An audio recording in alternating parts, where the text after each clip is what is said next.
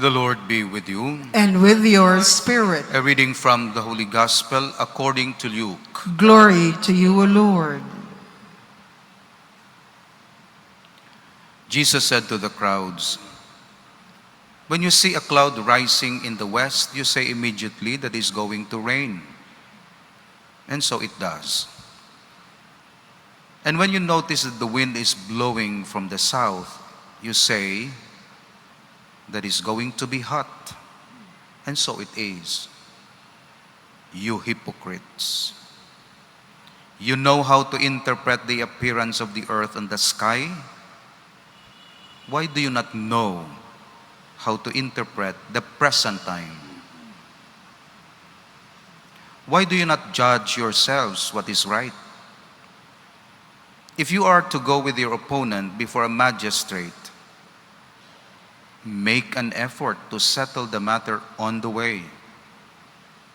Otherwise, your opponent will turn you over to the judge, and the judge hand you over to the constable, and the constable throw you into prison. I say to you, you will not be released until you have paid the last penny." The Gospel of the Lord. Praise to you, Lord Jesus Christ. We continue to grow in the assimilation of our faith,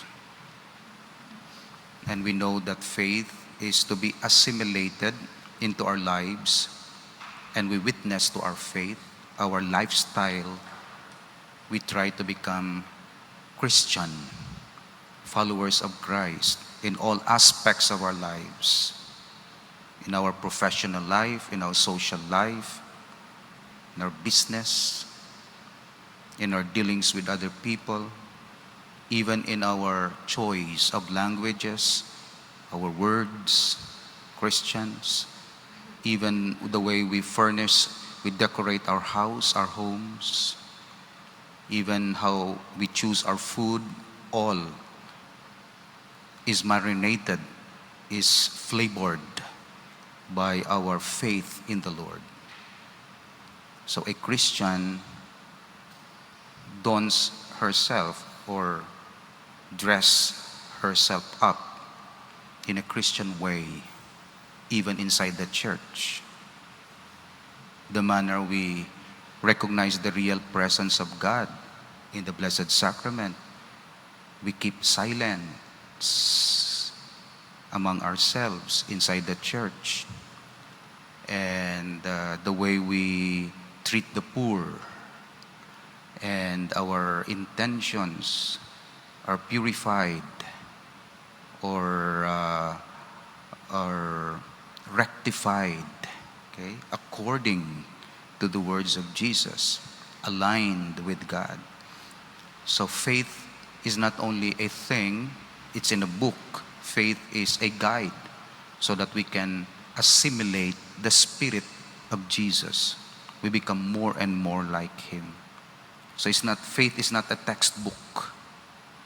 Faith is a spirit, a relationship with God. So we assimilate the truth of our faith.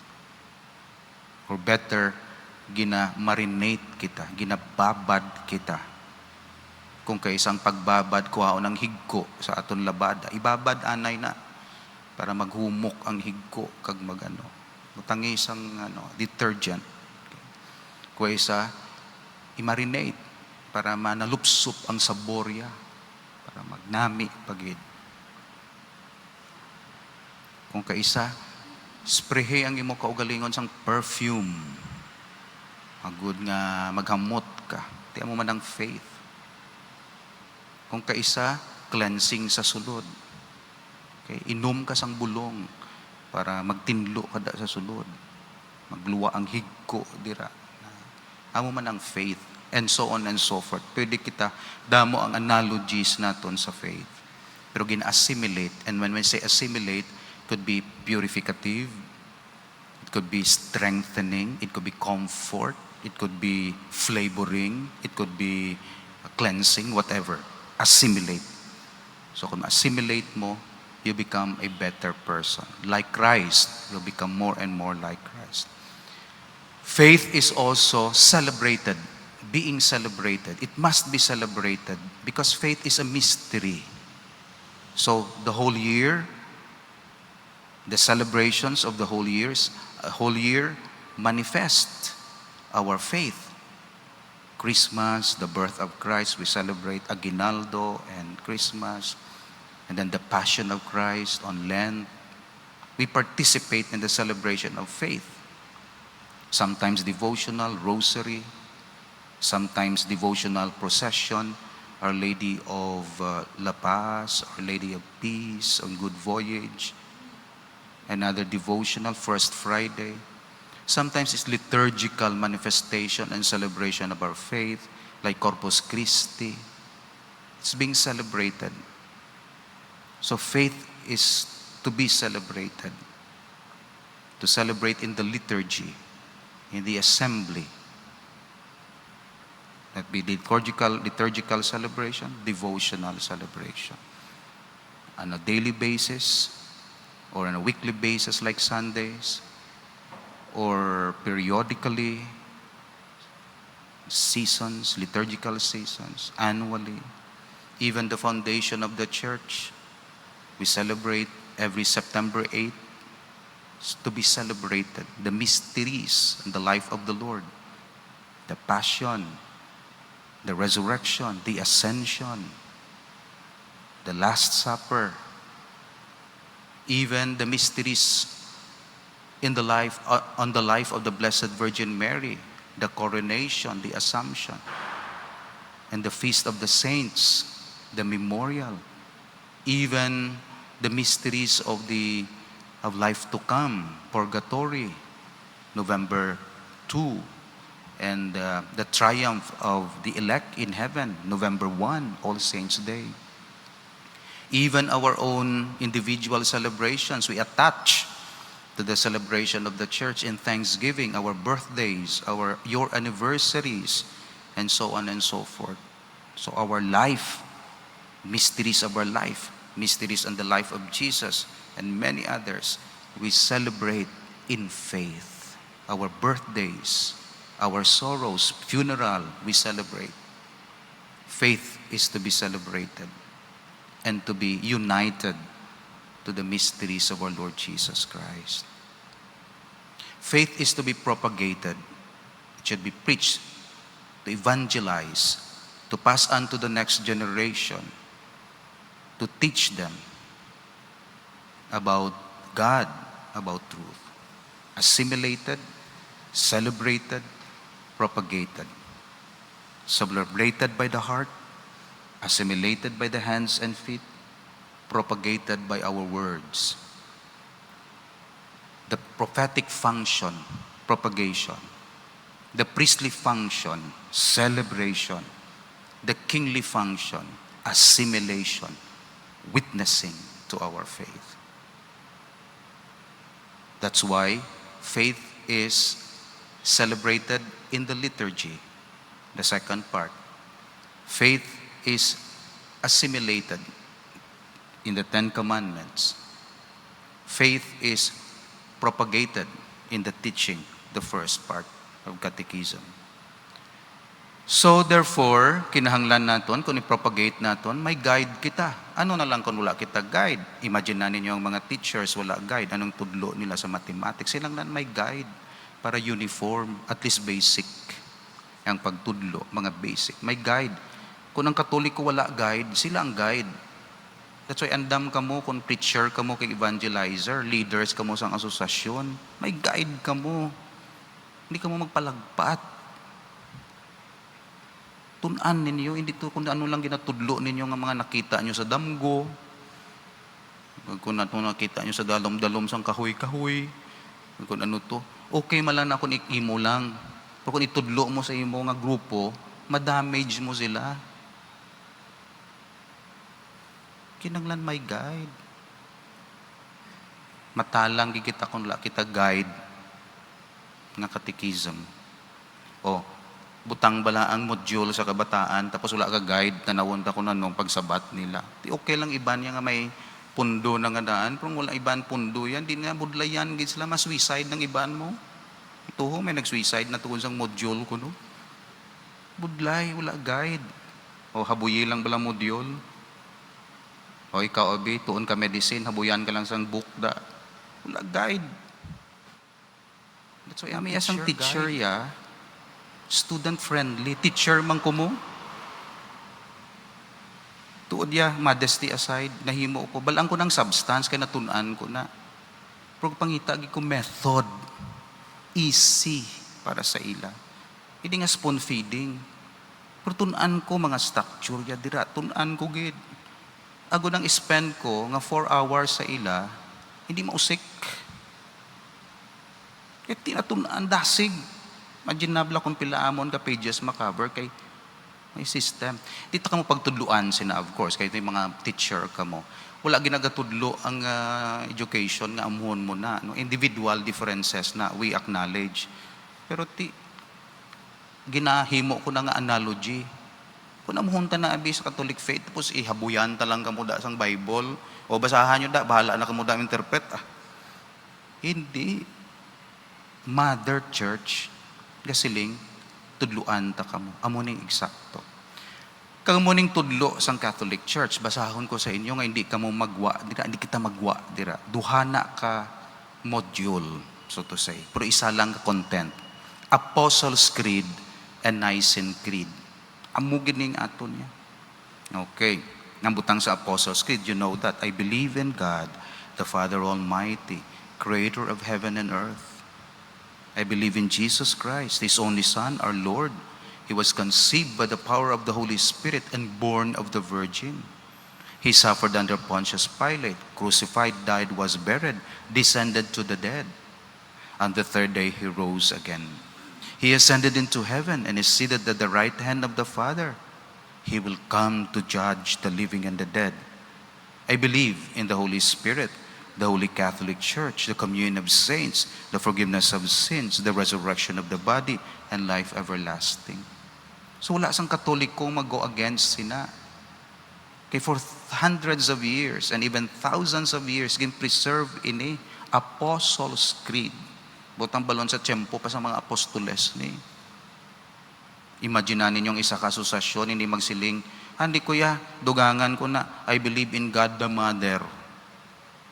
Tapos we are Catholic. Katoliko ka mo, tapos may God the Mother ka mo. Kung di kita mo gid nga wrong ang ila identity. O, hari pagin ang kaduha nga creed. Long version ini, ginatawagin ni Nicene Creed. Mas kompleto siya in terms of articulation. The same ang ila content, pero ang ila articulation, lain. We believe in one God. O ang Isaya, I believe. Ang Isaya, we believe. So medyo personal din, individual, diriya communitarian, iniya ang communal ang Nicene Creed. Ecclesial, so to say. We believe in one God, the Father Almighty, maker of heaven and earth, and all that is seen and unseen. Oh, kita mo, ga-recognize siya sang seen and unseen. So ano ina? Hindi ka maghambal, basi aswang na kay unseen o hulat hambal sang simbahan kung ano na, hindi pag-interpretaha na kung ano-ano. We believe in one Lord Jesus Christ, the only Son of God, eternally begotten of the Father, God from God, light from light, true God from true God, begotten, not made. Oh, ara na. Kita ya made in the image of God. Siya ya begotten in the image of God. So may distinction na one in being with the Father. Kita yan nag-participate lang. Siya one, consubstantial. Through Him, all things were made. Oh, through Him, all things were made. Paagi sa iyang tanan nga butang na himo. Wala diri naglusot lang da ka sinuda na ano nang evolution na hindi na ya sa aton faith. Sino lang wala sense na kay ikaw ya ma-create sa imo kaugalingon, no? Ari diya may nag-create. Wala ang earth nag-create sa iya self. May creator. For as men and for our salvation, He came down from heaven. O nanaog siya. Wala lang siyang pabilin sa langit. By the power of the Holy Spirit was born the Virgin Mary and become man. So wala siyang human participation except Mary. Wala siyang human Father, Holy Spirit. For our sake, He was crucified under Pontius Pilate. Yung crucify siya sa nag-suicide. Hindi, for our sake. He suffered, died, was buried. And the third day, He rose again. Not after 3 days, on the third day. So isipon nila, Father, on the third day, kulang man ni 24 hours. Patay siya Biyernes, tapos Domingo siya. Isipon mo, kulang. Hindi after 3 days, only on the third day. So, pwede kabos ang oras mo so on and so forth. In fulfillment of the scriptures, He ascended in heaven and is seated at the right hand of the Father. He will come again in glory. So no longer silence like first coming, but in glory. Okay, spectacular siguro, in glory, to judge the living and the dead. So it's no longer invitation like the first coming. It's already reporting kung ano nang ginhimo mo. Okay, to judge the living and the dead. And His kingdom will have no end. We believe in the Holy Spirit, the Lord, the giver of life, who proceeds from the Father and the Son. With the Father and the Son He is worshipped and glorified. He has spoken through the prophets. We believe in one holy Catholic Apostolic Church. We acknowledge one baptism for the forgiveness of sins. We look forward to the resurrection of the dead and the life of the world to come. So amo nang aton guide. So hindi kita kagwa dira. Kaya mo ng truth. So, ma-deepen mo lang yung understanding, pero you cannot replace it. Remember the words naton. You do not replace the creed. You understand it and grow in your understanding. So it's already there. But we grow what is already there, upon what is already there. We do not add, or we do not go out and create another creed. Amo na sa Katoliko, sa iban nga religion, with due respect, gagwa sila kang mag-create sang bago nga creed. Sa Katoliko, no? So, dili kita sa sining aton credo, I believe in God, we believe in God. Dira, kag mag-grow kita. Sometimes, may mga ginapadala ang Diyos nga mga visionaries para mag-explain sa aton ano ni on the third day na amo ning imoya o ano ni mercy ang imoya justice ya kuno na may mga saints pero wala sila gadugang gina-preserve ang credo naton kag wala kita gadugang. Lastly, nabutang diri sa Catechism of the Filipino Catholics for the Filipino Catholics nya may 3 functions kanong credo nga ni okay, tudlo tagid ni sa bata 12 articles ini kagamulang gid na. Okay, volumes, thousands, millions of books and theses and hundreds of theses and millions of opinions and meditations and spiritual books na sulat within the parameters set by this credo. Okay? 3 kunong functions ang credo. Siling niya, the summary of Catholic beliefs. Summary of Catholic beliefs. Damo sa aton practices kag gin-summarize sa 12. Ang banilakti Apostles' Creed ina kay suno sa tradisyon kada apostle may gin-contribute na article. Kay amo ni kay Peter amo hindi naton ma-identify ko sino. Pero Apostles' Creed kay 12 articles, 12 apostles kag summary sang beliefs. Thank you kay may summary, hindi na kita magbuwa dira, develop na. Second ko pledge of loyalty naton. Tuod na kung mag-parish priest ka, pledge of loyalty mo credo. Kung mag-obispo ka, pledge of loyalty mo credo. Kung bunyagan ka, pledge of loyalty mo sang parents, maninoy credo. Parish priest ka, ano nga klase sang pagtulunan tudlo mo sa imo mga tao to? Amuning pagtulunan, I believe in God, the Father Almighty, Creator of heaven and earth. Hindi ako da magwa. Kung professor ka sa Catholic University, pasumpaon ka. Ano ang imo itudlo dito? I believe in God, the Father Almighty. It's a pledge of loyalty. This is not only a summary, it's a pledge of loyalty. Kamabalaan mo nga Katoliko siya, kung express siya ini, na I believe in one holy Catholic Apostolic Church. O gabilib ka gali sa Katoliko, tapos nakontra mo, ikaw ga kontra. Nakontra mo, nagpasumpa-sumpa ka, tapos gina-violate mo yung sumpa. O, ang sinumpaan mo. O, pledge of loyalty. Ang katatlo ko, no, is the proclamation of self-identity. Tuod na, mabalaan mong hindi Katoliko, kung magsiling siya, nyaway ko yung pati sa kay Jesus. I believe in God the Father Almighty lang. Diretso ha, yan di ko yasang I believe in Jesus Christ, His only Son, our Lord. So hindi ka Katoliko, pwede ka Muslim o Hudiyo because they believe in God the Father, but they do not believe in Jesus Christ. Oh, I believe in the Holy Catholic Church. Hindi ko na maghambal. Kaya ano ko ya? Kaya hindi ko ya Katoliko. I believe God the Father, I believe in Jesus, I believe in the Holy Spirit, pero hindi ko ya I believe in the Catholic Church. Ano kaya? Protestante ko ya. Kaya Protestante, gapati man sa Father, Son, Holy Spirit. Pero hindi sila magpati sa one Holy Catholic Apostolic Church. It's an identity. Kagtapos mabalaan mo, kung ako, may asosasyon, kita ako, lain ang ila doktrina, hindi ka mo Katoliko. Basahan nyo ang credo. You go against it. May dito sa Pasig, kag sa dito to, Katoliko kuno sila, pero gapati sila sa God the Mother. Hindi ka mo Katoliko, bisan singgit pa ka mo nga Katoliko. You are not a Catholic church. You are not Catholics. Kaya ang Catholic, amuni ang iya sa Mari, kag iya pledge of loyalty, kag ang iya identity.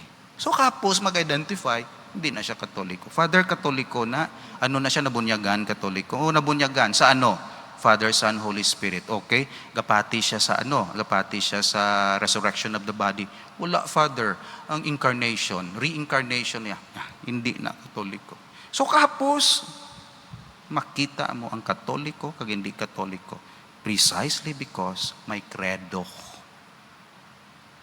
That's why ang credo hindi lang lengguwahe. Ang credo aton samarisang doctrine,